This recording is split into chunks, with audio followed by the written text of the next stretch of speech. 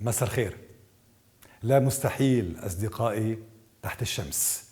ضيفي آمن بهالشي، وكل يوم مع كل إنجاز منآمن كلنا أكتر وأكتر بالله مستحيل. كان يوم ربيعي وكان الخيار بين أمرين: نلتقى ونتحاور بالمملكة العربية السعودية بالرياض تحديداً، أو في سياتل المدينة المطلة على المحيط الهادي في شمال غربي الولايات المتحدة الأمريكية. لكن النتيجة انحسمت لصالح المملكة، وهيك صار. هناك في الرياض التقيته ضيف غير عادي استثنائي. وقت بيكون الضيف هيك بحجمه تمرق الأسئلة كتيرة مجبولة بكتير من الفضول، لكن وقت بيكون الضيف مثله هيك بتكون أيضا أجوبته استثنائية لكن شوي مبرمجة. كيف؟ حلقة بتكتشفوا فيها معنى أنه يكون الضيف رجل البرمجة، رجل المايكروسوفت، الرجل العبقري الأول في العالم يلي صنف عالميا الأكثر ثراء وتأثيرا في كل الأرض. وضيفي أصدقائي المشاهدين الرجل الغير عادي يلي أدهش العالم، عنده مثلنا أمنيات بسيطة جدا. ضيفي الليلة مثلا بيتمنى أنه ما يموت، بيتمنى أنه يحكي عربي، بيتمنى لو نجح بالعام 1977 في عبور الخط الأحمر من دون أن يلقي رجال الأمن القبض عليه ويحطوه بالسجن. ضيفي بيشبه أي واحد منا، هيك يبدو في الشكل وفي الثمانينات، لكنه في المضمون أعود وأكرر استثنائي.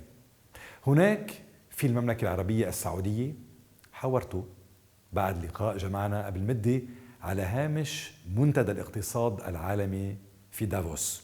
هو لقاء فرحت فيه وأنا وعم حاور الرجل القدوة يلي ألهم الكثيرين ويلي ما ميز يوما بين إنسان وإنسان، لا فيما أخدق الله عليه من عبقرية ولا فيما يغدق من عطاء باسم الإنسانية عبر مؤسسته الخيرية الخاصة. هو ضيف مميز أصدقائي بين إنسان وإنسان، بين فقير أو مريض، بين متألم أو طفل أو كبير، بين مسلم أو مسيحي، بين عربي أو أجنبي. هو ضيف آمن أنه الإنسان هو الإنسان كما تكون العبقرية أو لا تكون. هو بحوار مع العبقري رجل المايكروسوفت الأول في العالم، رجل ثورة الحاسوب الشخصي في الكون، رجل أجهزة الكمبيوتر يلي صارت قبل الخبز في أغلب الأحيان. هو ضيف هذه الحلقة، هو بيل غايتس.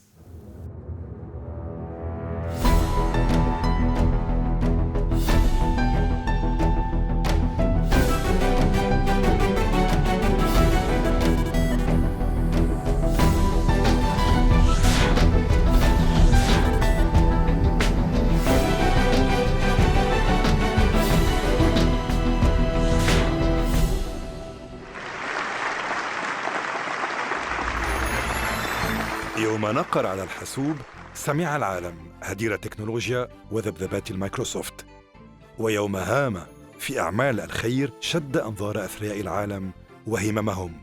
هو أسطورة القرن الجديد، إنه العبقري، إنه سوبرمان، إنه روبن هود. حار العالم في وصفه، أما هو فاختصر كل الأوصاف بقوله: أفضل ما في الحاسب النقال أنك مهما وضعت فيه لا يزيد حجمه ولا وزنه. هو اخترع، والاختراع يولد من حاجة وفراغ ومن مخيلة قادرة على جعل المعقد بسيطا. لم يكن أول في المدرسة، ولم يكن حتى ثانيا وثالثا، لكنه كسر منذ جلس أمام حاسوب في سن 13 كل المراتب والمقاييس والتوقعات، فحلق في عالم غريب عجيب سماه السوفت وير. ومن ينجح في جعل الغريب مألوفاً والعجيب ثورة يستحق بجدارة لقب العبقري.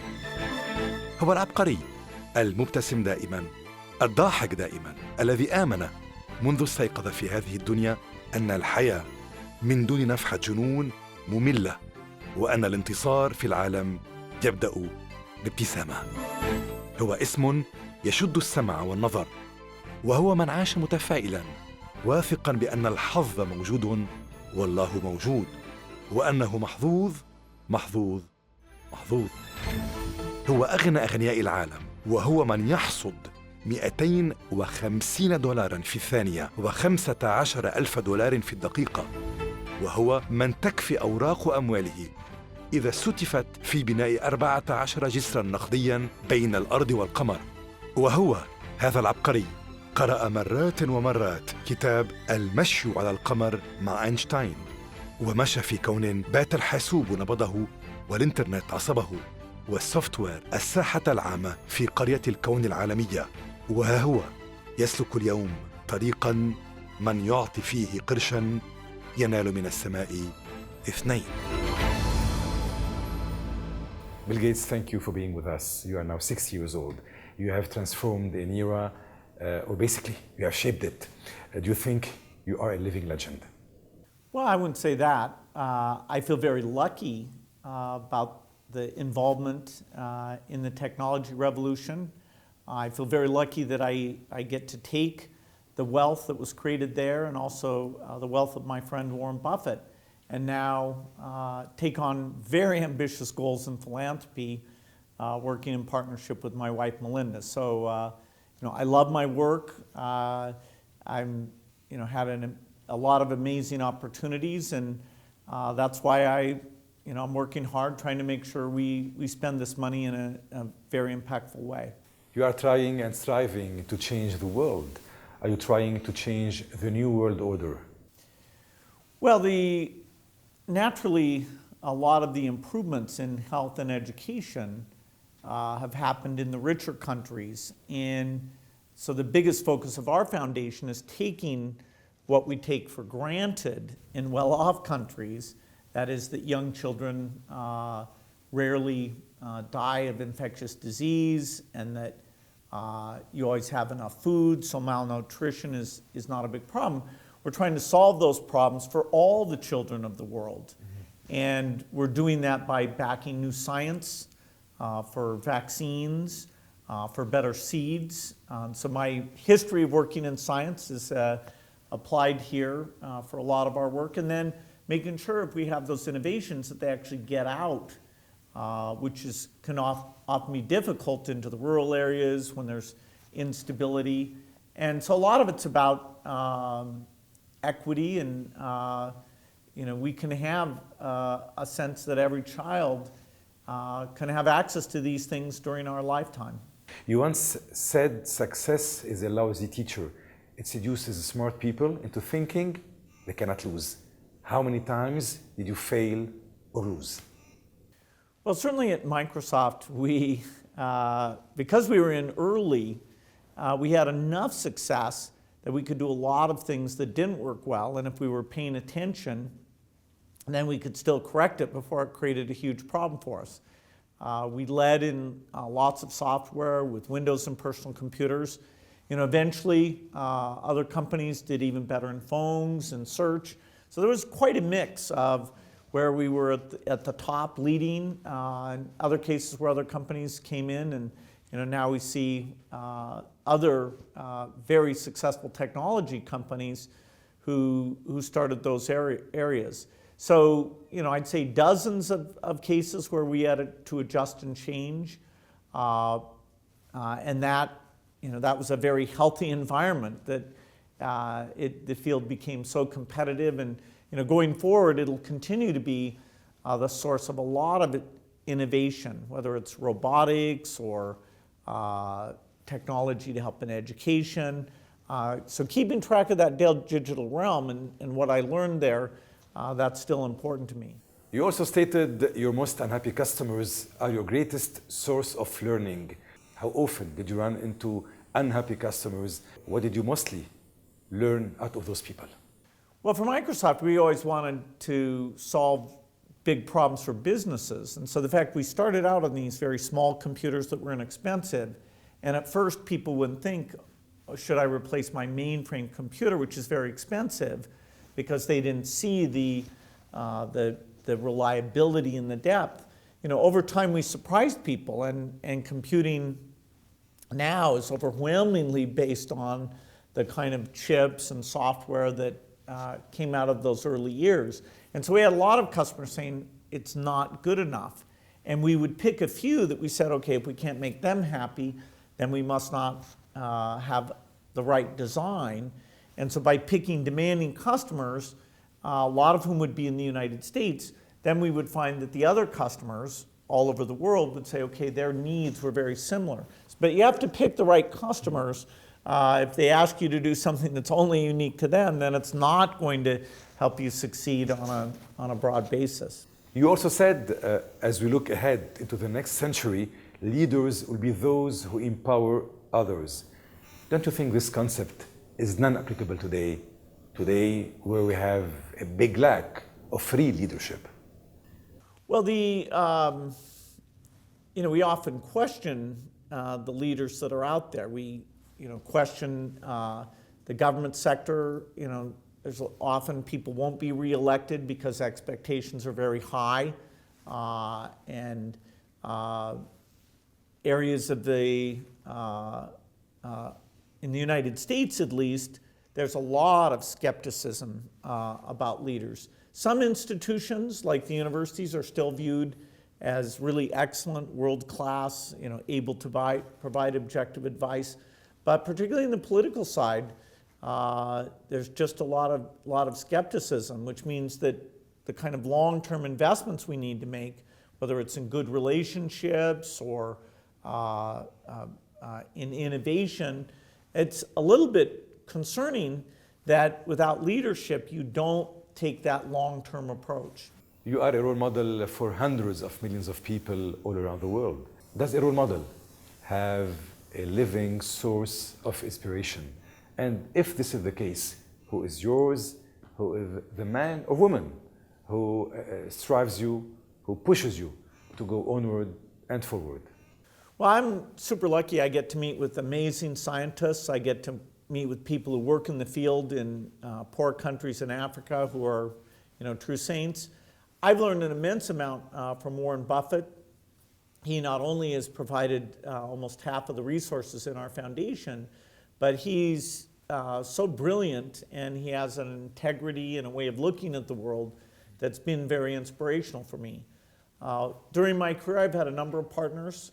Paul Allen when I started Microsoft, Steve Ballmer in growing it to a big company, and now my wife Melinda is my partner running the foundation. She's incredibly capable, thinks a lot about how we build partnerships. Some of the women's issues, she's developed deep expertise, and those are such critical issues now. It's great to have her passion for that. And all the time I'm getting out to see good things that are happening, and always inspired by the people I meet. Abraham Lincoln, Walt Disney, Bill Gates, Mark Zuckerberg, Henry Ford, Thomas Edison, and Steve Jobs, all of them had no college degree. Interesting observation. Have you ever thought about it, and how do you explain this phenomenon? Well, if you go back in time, to Lincoln's day, it wasn't that easy to get a college degree. It's more typical now, and I certainly recommend that most people do it. There was a sense of urgency in my case, in Mark Zuckerberg's case. We saw that there was a way of using software that nobody else was doing, and we were worried that if we stayed in school and finished, that by that time somebody else might have gotten ahead of us. And so, Mark went to Harvard for a couple of years, I think.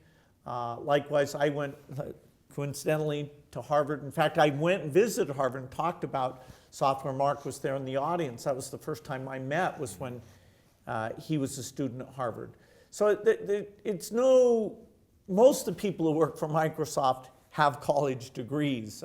Lots have masters, PhDs, MBAs. It's just that the very few impatient entrepreneurs might not have the time. That's all I would read into that. A 9-year-old boy, Kenan Arar, from Foster City, California, who's a son of a good friend of mine, who looks up and admires Bill Gates, who already read a book and gave a speech to a third grade class last year about how much Bill Gates does to end poverty and world hunger. He would like to ask you, as a founder and technology advisor, how involved are you in making decisions that would affect Microsoft while focusing on the work of your foundation? Well, my full-time work today is the foundation. And so, my week is filled with meetings where we're looking at how we're doing in HIV, malaria, nutrition, what are our key relationships with governments around the world. I do spend as much as a day a week over at Microsoft working with the product people, but 30% of your time? Less than 20%. And I write memos about where I'd like to see software go. And so I get to encourage them and inspire them. But there's some great leaders there who are full-time. The research group at Microsoft was built up over a period of decades.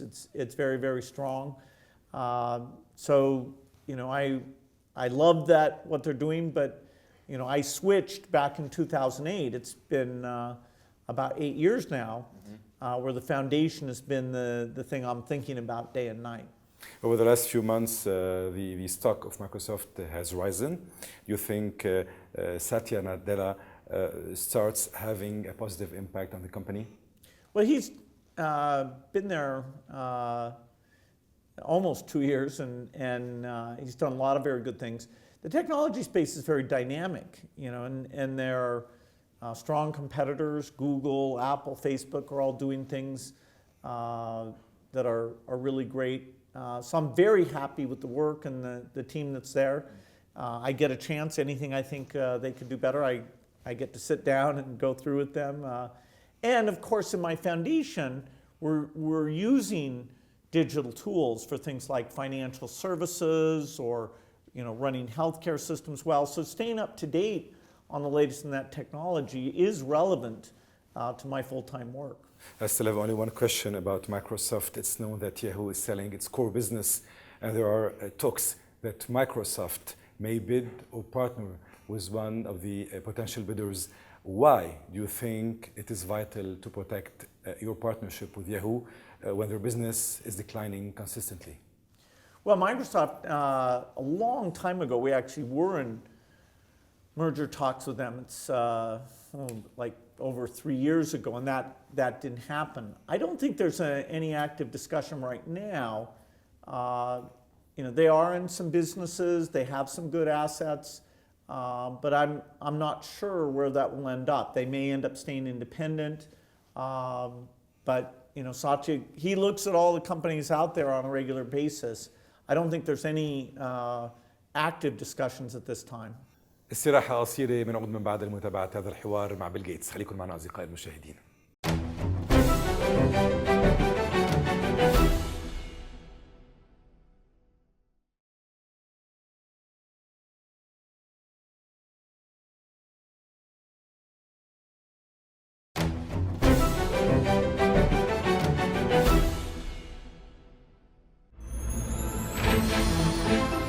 والدته ماري غايتس ألهمته المضي في طريق العطاء، ووجوده في مايكروسوفت كان خروجاً عن المسار، لكنه حين كبر رصيده وتضخمت رساميله وحل أول بثبات على لائحة أثرى أثرياء العالم صوب المسار. تزوج في شهر يناير من العام 1994، وفي يناير من عام 2000 أنشأ هو وهي مؤسسة بيل وميليندا غيتس الخيرية. وفي يونيو من العام 2006 اتخذ القرار ترك مهامه اليومية في مايكروسوفت والانصراف إلى مهام إنسانية خيرية نواتها 95% من ثروته. وفي عام 2008 نفذ القرار. مؤسسة بيل وميليندا غيتس باتت بحكمة العبقري بيل ورهافة قلب ميليندا أكبر جمعية خيرية في العالم، تشرف على مشاريع خيرية في المناطق الفقيرة وتعمل على معالجة الأمراض وتحسين التعليم ومكافحة الأوبئة والإيدز والملاريا وشلل الأطفال، بحجم إنفاق سنوي يبلغ 4 مليارات دولار. وأنشأت صندوقاً برأس مال 200 مليون دولار لتشجيع العلماء والباحثين على إيجاد حلول لمشكلة الفقر في العالم. وطالما ردد الرجل: سأكرس بقية حياتي لخفض مستوى الظلم على هذه الأرض. نجح هو في إحداث الفرق في عالم التكنولوجيا وفي دنيا الخير، وهو من قال يوماً: أستطيع أن أفعل أي شيء أضع كل تفكيري فيه. وثق منذ البداية بجدوى الاستثمار في الإنسان الفقير جداً تحديداً، وحث أغنياء الأرض على التبرع بنصف ثرواتهم في الأعمال الخيرية، وعندها قد تصبح الحياة على هذه الأرض أجمل، أرقى وأحلى. قرر ونفذ وطالب وحرك وحث، وهو في كل ما فعل أصاب، نجح وحلق. Bill Gates, as of 2007, the Bill and Melinda Gates Foundation has given over $28 billion to charity. The foundation's purported mission is ending world hunger and poverty, advancing technology, and improving the American educational system. First, was it easy to shift from a man driven by his mind to a man driven by his heart? Well, fortunately, the Microsoft work did involve a sense of energy about, hey, I want great software and I can use this thing. It is a bit different in that profit was the metric of how much we could hire new people and invest in new things. And now the metric is this saving lives, treating lives as having equal value. But the nature of the job is very similar. I meet with scientists who are doing work on vaccines and drugs and seeds. I decide to make bets on them that sometimes take 10 years before we see if they succeed or fail. I go out into the field and we do partnerships with World Health Organizations, UNICEF, lots of great groups that really make sure that the new tools are getting out to all the families that need them. And so the kind of management and measurement and leadership, inspiring people, thanking people for their work. I think my Microsoft training was very good for it. Now I've had to learn more about biology and agriculture because it's not just software, but only the bottom line of how success is measured. I'd say that's changed, but I felt like I really got good lessons, and I was part-time working for the foundation from 2000 to 2008 as it grew, and so I was prepared as I made that transition. I understood what it would be like. You once stated that the world is a much better place thanks to philanthropists. You have set an example and paved the way for many billionaires all over the world. Over 6 million lives were saved by Bill Gates with vaccines and better healthcare. You believe that by the year 2035, there will be almost no poor countries left in the world. Isn't it a wishful thinking? Don't you think it's surreal? It's a Platonic world?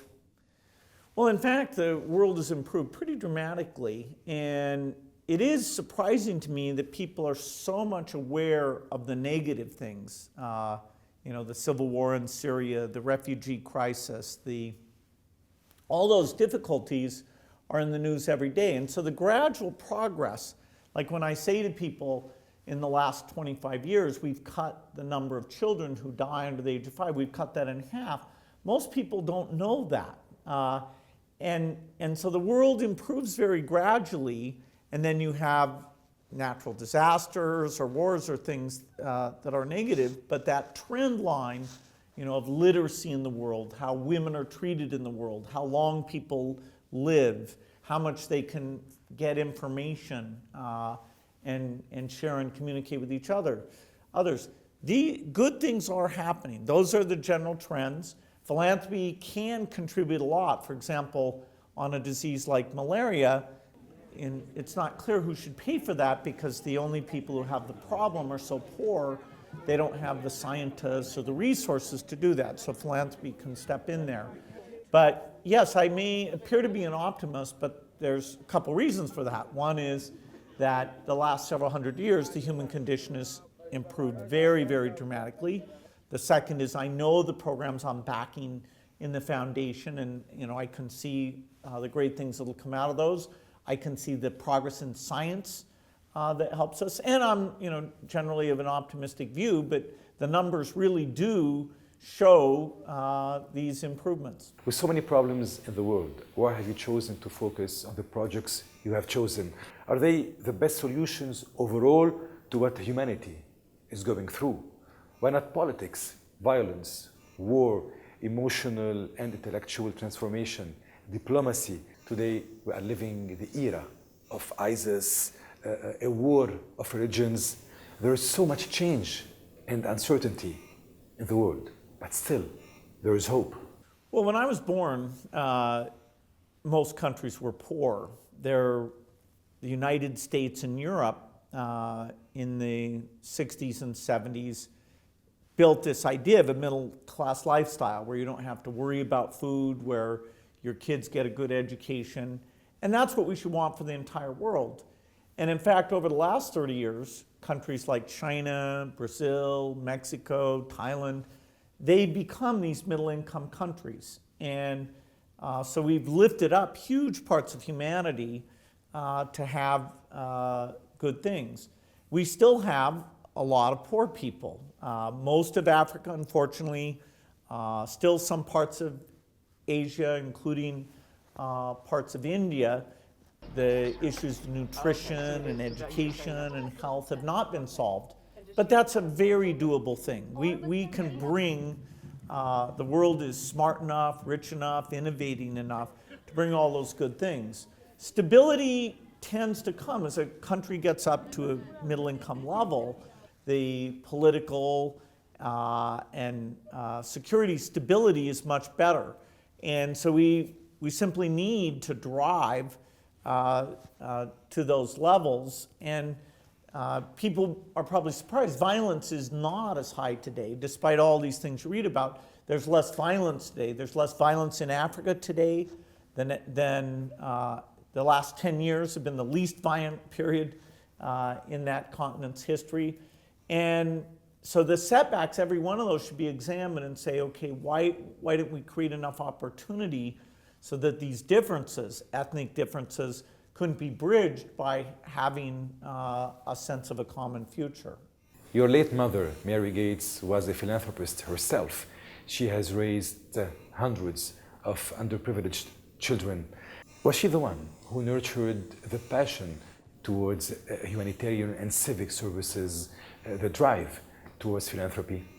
Yes, both my parents volunteered a lot. My mom, even more than my dad, because my dad had a successful career as a lawyer. But they always set an example of being engaged in a variety of social services, making sure we saw exposure, that, hey, what we had, other kids even in our own community didn't have. And so they built that foundation. And I think every kid should have that exposure as they're growing up. So it's in their mind that there's a way of giving back besides just the normal measures of success. Your mom died out of cancer. Cancer is a bloody disease that has touched almost every single house and home. With all the funds invested in cancer research, how come no cure has been found so far? Well, we're making incredible progress on cancer, and that's a case where you have the US government funds medical research at a very generous level, spending over $6 billion a year just on cancer alone. And then you have all the for-profit drug companies who are now taking things like immunotherapy, stem cells, really very promising understandings that I think in my lifetime cancer will get cured. And because there's so much profit potential, so much government money going into that, that's actually not an area of health that our foundation works in. It's great, it's going on. There are these diseases that kill most of the children in the world that don't get that money. That's where we've come in and said that we'll make a unique difference. نتابع هذا الحوار الشيق مع ضيفنا بيل غيتس. فاصل ونواصل.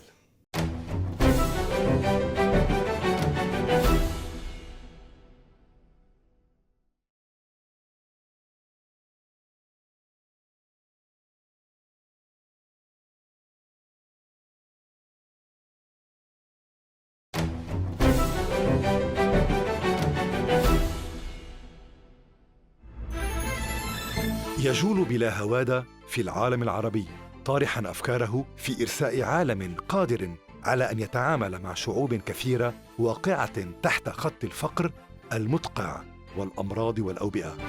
قصد المملكة العربية السعودية مرات، وذهب مرات ومرات إلى الإمارات العربية المتحدة وإلى قطر والكويت وإلى كل مكان قد يكون إضافة في مسيرة ينتهجها بشغف يضاهي شغفه بعالم مايكروسوفت. ذهب إلى الكويت فقال شبابها أبهروني. ذهب إلى الرياض فقال السعودية بلد فريد من نوعه. ذهب إلى أبو ظبي فأعجب بسخائها. ومن هناك من العالم العربي كان يكرر في كل مرة أكرس حياتي لفعل الخير. تعمل مؤسسة بيل وميليندا غيتس الخيرية مع البنك الإسلامي للتنمية على إقامة شراكة عالمية تحت اسم صندوق الحياة وسبل العيش، وتتعاون مع مؤسسة الملك عبد الله العالمية للأعمال الإنسانية في مجال العمل الإنساني. وطالما ردد الرجل العبقري وهو يجول بين دول الخليج، المسلمون أكثر المتبرعين سخاء في العالم. هو شغف العبقري في الأعمال الخيرية، وهو الشغف العربي في مبادرات الخير. التقيا من جديد مرة جديدة في برنامج الزمالة الخيري السعودي، شغف الساعي إلى استقطاب 10 من الشباب السعودي من الجنسين للعمل في القطاع غير الربحي في المملكة. وهو ولد بالشراكة بين مؤسسة الملك خالد الخيرية ومؤسسة بيل وميليندا غيتس الخيرية. وحين يلتقي شغف الخير شغف العطاء تزهو الإنسانية. وفي كل مرة يزور فيها عالمنا العربي يلتقي شبابه، وحين يكون اللقاء مع الشباب تعوم الأحلام كما موج البحر بعالم يليق بالبشر، بكل البشر في كل الأرض. ويبقى هذا غيضا من فيض مسيرة عبقري آمن بقدرة الإنسان على الفعل وفعل. نتابع هذا الحوار مع بيل غيتس بعد هذا البريك. You once said we have raised our kids in a religious way. They have gone to the Catholic Church that Melinda goes to, and I participate. You have 2 girls, Jennifer, Phoebe, and 1 boy, John. A beautiful family, of course, and the richest family. How does a rich family live? How did you raise your kids? Well, our kids are very lucky to be able to go to great schools and have great health care. The vast majority of the wealth won't go to them. So they're thinking, hey, what kind of profession do they want to go into? Do they want to be a doctor, a lawyer, politician, any kind of thing? And they'll have the reward of making their own way and having their own work that is important to them. So we're not a rich family in the sense of a dynasty or aristocratic in those things, but they've gotten to go to Africa with us and see a lot of what goes on there. They understand the work that their parents are engaged in. They're very supportive of it. No, they're grown up now. Is 19, Yeah.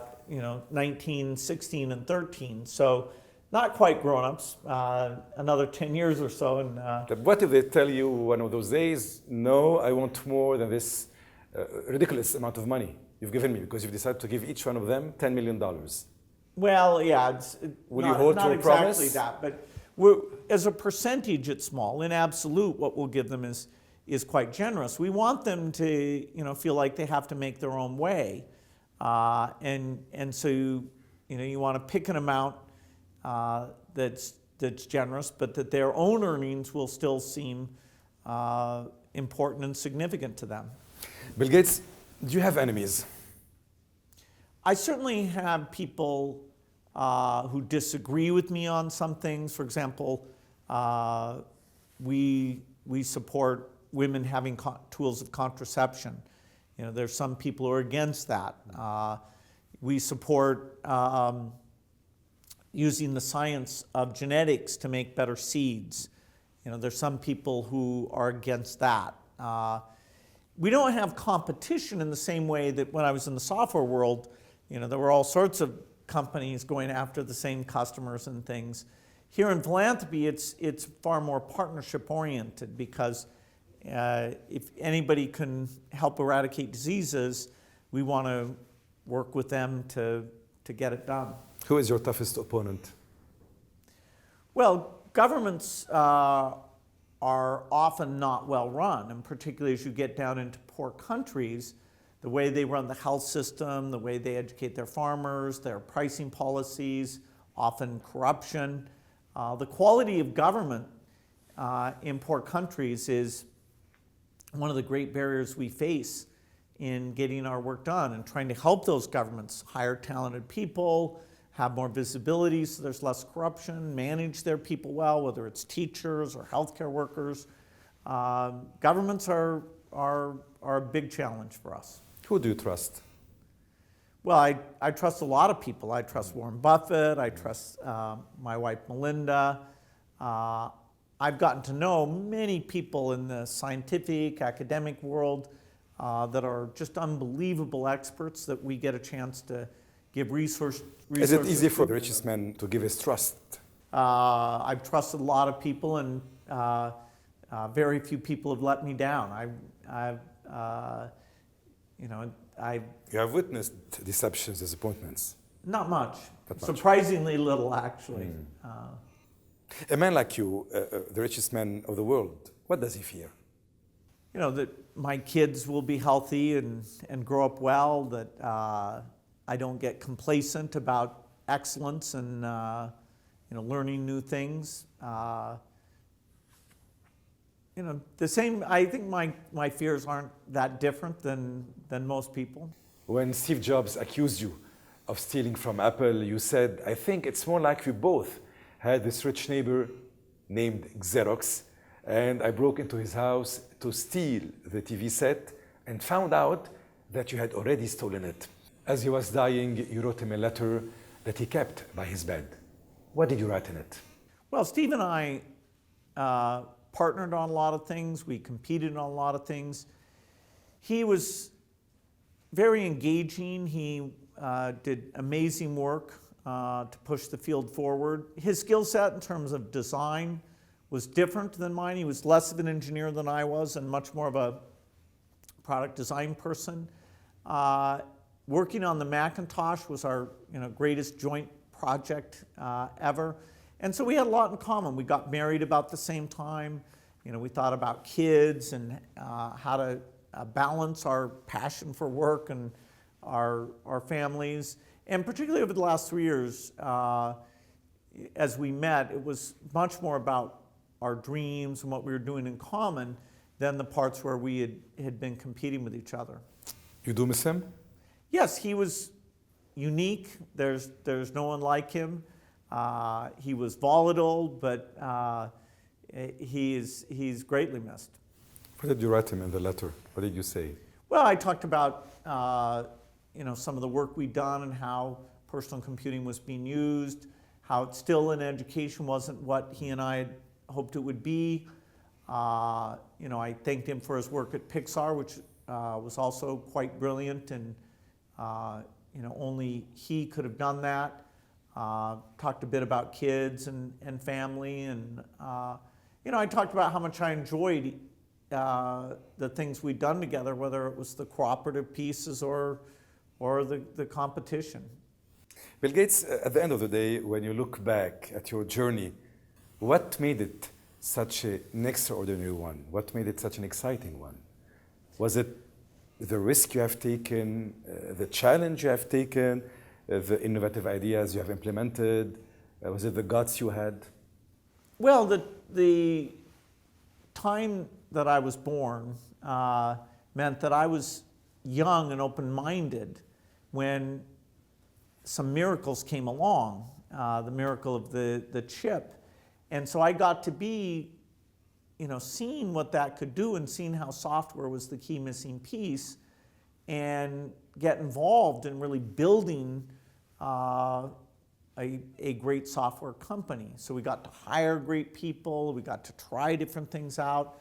My life is about innovation, first in software, but now at the foundation, more broadly in health and agriculture, even things like toilets, making those so they work inexpensively, and we can get them into all the slums of the world and solve that as a problem. So innovation is the basic theme, and I'm in a period where there's a lot of innovation happening.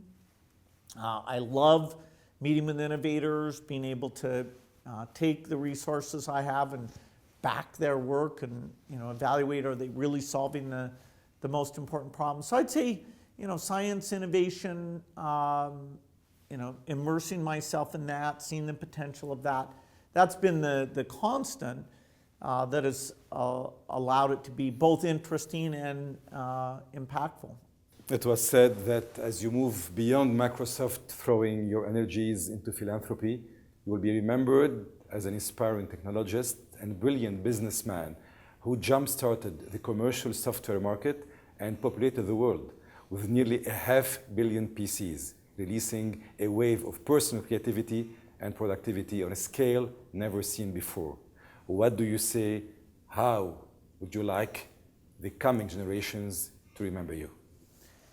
Well, nobody is going to put much time into how they're remembered.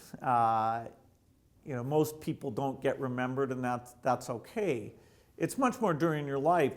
Did you drive for things to be a little bit more equitable? Did you drive for things to be a little more innovative? Do the people who care for you, did you treat them in a way that you deserved their love? Did your kids grow up with the right kind of values? Those are the things that make up everyday life. And my everyday job is super exciting and fun. Looking at the long-term impact, first of Microsoft, now of the foundation, it's very satisfying to me that we have ambitious goals. Can we eradicate polio? I don't know. We're pretty close. Then we're going to go out and try to eradicate malaria and measles. Can that get done in the next 20, 25 years? Maybe, maybe not. But I'll get up every day, find the people who are working on that, being realistic about that, who understand the science of it, and really get engaged. And so that's what makes a life, whether it's remembered or not, is that daily activity, those ambitious goals. Bill Gates, you're always smiling. When you wake up in the morning, this is the case? Yeah, I have or you have a smiley face? Sure, I have I think the world is getting better. My particular place in the world, I'm so lucky that I've had 2 jobs that are, use all of my capabilities and, are so interesting. And, the world is changing in interesting ways that, I get to see it. I get to have a little bit of impact on it. And so, I'm thrilled every morning when I get up at the work I get to do. And we've been thrilled having you with us. Thank you so much. أصدقاء المشاهدين تصبحوا على خير.